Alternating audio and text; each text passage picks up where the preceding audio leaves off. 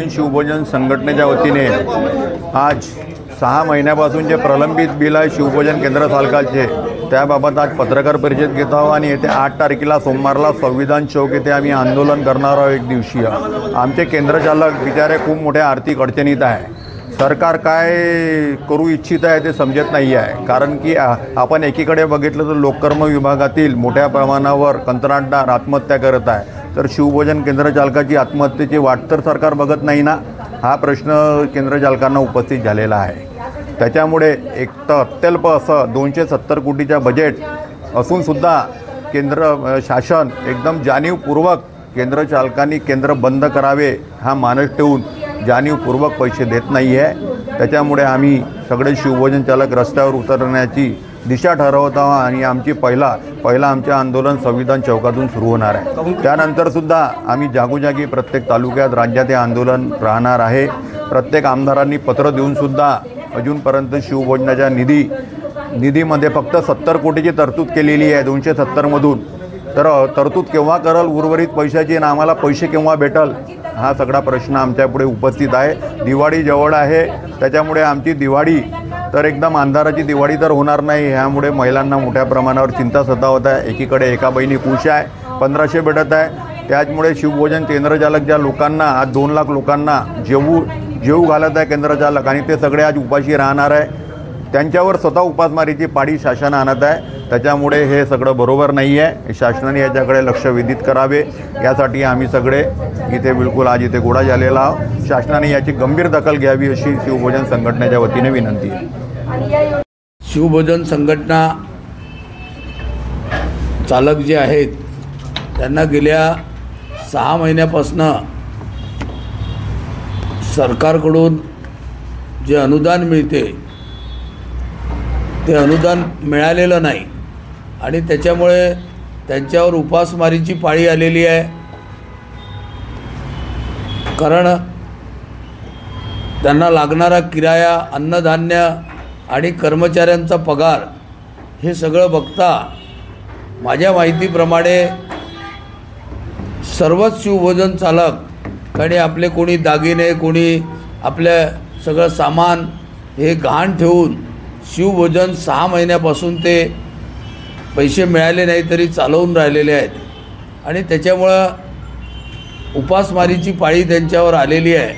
आणि म्हणून आम्हाला नाइलाजास्तव आम्ही माननीय मुख्यमंत्र्यांनाही भेटलो, माननीय उपमुख्यमंत्र्यांनाही भेटलो, दोन्ही आम्ही पालकमंत्र्यांनाही भेटलो आणि संबंधित सर्व आमदारांना आम्ही भेटलो।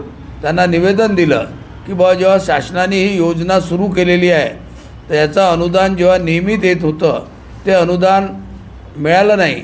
मधल्या काळामध्ये 1 महिन्याचं अनुदान आंदोलनानंतर मिळालं होतं, पण अजूनही 6 महिन्याचं अनुदान बाकी आहे। त्याच्यामुळं आमच्या सर्व शिवभोजन चालकांची स्थिती गंभीर झालेली आहे। म्हणून नागपूरचे मुख्यमंत्री आहेत आणि मुख्यमंत्र्यांच्या शहरामध्ये जवळजवळ 160 शिवभोजन चालक आहेत। आता त्याच्यामध्ये कोणाजवळ 75 थाली आहे, कोणाजवळ 100 थाली आहे, कोणाजवळ 150 थाली आहे।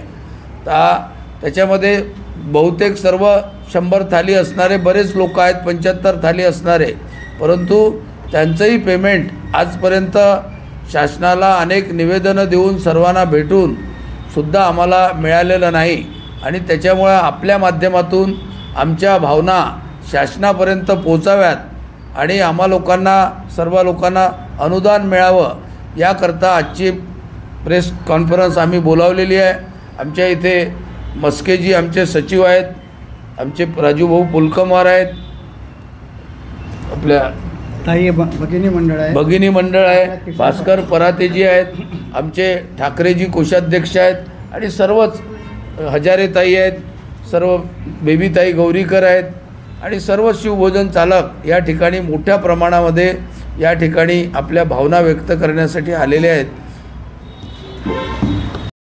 शिक्षक दिनाचा दिवस आहे आणि ईदसुद्धा आहे, त्यानिमित्ताने आम्ही आपल्या सर्वांना शुभेच्छा देतो आणि सोमवारला 6 तारखेला आम्ही 3 ते 5 8 तारीख सोमवारच येतो, बरोबर आहे ना? 8 तारखेला 3 ते 5 या वेळामध्ये सांकेतिक स्वरूपाचं धरणं आंदोलन आम्ही संविधान चौकामध्ये करणार आहोत. त्यामध्ये तुमच्या सर्वांचं फार मोठं योगदान राहणार आहे. आम्ही मायबाप सरकारला हात जोडून नम्र विनंती करतो की आम्ही वारंवार कारण कसं आहे, शेवटी संख्याबळावर सगळ्या गोष्टी असतात. लाडक्या बहिणीचे पैसे आमचं म्हणणं नाही की देऊ नका, परंतु त्या लाडक्या बहिणी आहेत, ह्या आमच्याही भगिनी ज्या आहेत ह्यासुद्धा त्यांच्या भगिनीच आहेत. आणि केंद्रामध्ये काम करणारे जे कर्मचारी आहेत त्यासुद्धा भगिनी आहेत. मोठ्या प्रमाणात त्यांच्याही अडचणीत आलेल्या आहेत. ह्या सगळ्या अडचणीतून मार्ग काढण्यासाठी फडणवीस साहेबांनी आमच्या भगिनी भेटल्या, त्यांनी सांगितलं का आम्ही देतो, पण एखाद्या वेळेस बारशाची पत्रिका लग्नाची पत्रिका बारशाला मिळाली तर काही उपयोग होणार नाही. त्याप्रमाणे शासन वर्षभराने देईल तर तोपर्यंत अर्धे तर हँग होऊन जातील. आणि म्हणून आमची विनंती अशी आहे शासनाला, मग ते उपमुख्यमंत्री असो दोन्ही की फडणवीस साहेब असो मुख्यमंत्री आपल्या नागपूरचे आहेत, त्यांनी जातीनं लक्ष घालून आम्हाला न्याय द्यावा दिवाळीच्या पूर्वी. कारण पुढच्या महिन्यात दिवाळी आहे. आज जरी त्यांनी फंड टाकला तरी आम्हाला मिळायला एक महिना लागतो इथून ट्रेजरी बाकीच्या प्रोसेस व्हायला. आणि म्हणून लवकरात लवकर त्यांनी जर दिलं तर आमची दिवाळी होऊ शकते, अन्यथा आम्ही काळी दिवाळी मनवणार. हा एक निर्वाणीचा शब्द आहे. आणि त्याही नाही हे झालं तर मग शेवटी काही ना काही निर्णय घ्यावा लागेल. पण आपल्याला आमची विनंती आहे की आपण जास्तीत जास्त त्याला प्रसिद्धी देऊन शासनाचं लक्ष आमच्याकडे कसं वेधता येईल त्या दृष्टीनं आपण सगळ्यांनी सहकार्य करावं, एवढीच माझी विनंती आहे. शासनाकडनं किती देयक घेणं शिल्लक आहे? मार्च महिन्यापासूनचे आजपर्यंतचे देयक बाकी. अंदाजे किती कोटी किंवा लाख कोटी? कोटी नाही सांगता येणार मला, कारण ते फिगर माझ्याकडे नसतात. पण जे काही आपल्याकडे FDOच्या ऑफिसमध्ये त्याच्या मिळतील, पण साधारणतः 100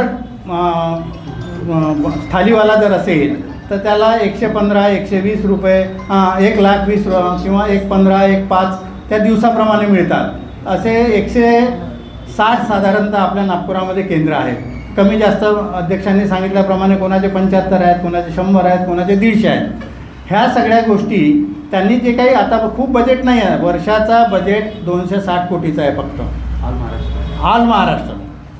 आणि त्याच्यामध्ये ते शासन जर ठीक आहे हे मान्य करतो, कारण आपण ते पाहिलं आता ठेकेदार कॉन्ट्रॅक्टर वगैरे आत्महत्या करत आहेत.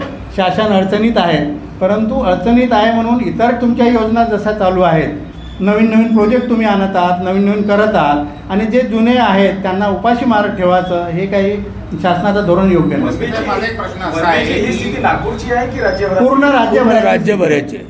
काय ही योजना शासन पुढे बंद करणार आहे का असं वाटतं? हे आता शासनाच्या अधीन आहे, आम्ही त्याच्यावर काही बोलू शकत नाही. मध्यंतरी बातम्या आल्या होत्या की दादांचं कसं आहे, दादा थोडेसे कडक आहेत स्वभावाचे.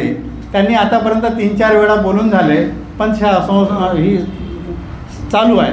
आणि फडणवीस साहेबांनी त्या दिवशी आमच्या भगिनीला आहे त्या भगिनी इथे त्यांना स्वतः सांगितले ह्या ताईंना की आम्ही बंद करणार नाही. हे फडणवीस साहेबांचे शब्द आहेत. ताई आहे की नाही आहे? पण आम्ही हे देऊ मागे पुढे असे बोलले. पण आमचं म्हणणं असं आहे की लवकरात लवकर द्या. 6 महिन्याचा आता 4 महिन्याचे तरी द्या. मस्के साहेब, माझा एक प्रश्न असा आहे की ही योजना आहे की एकनाथ शिंदे साहेब तेव्हा ही योजना सुरू झालेली आहे. शिंदे साहेबांचंच हा ब्रेक चाइल्ड हो ना, असू शकते. आता जे अर्थमंत्री आहे ते अजित पवार आहे.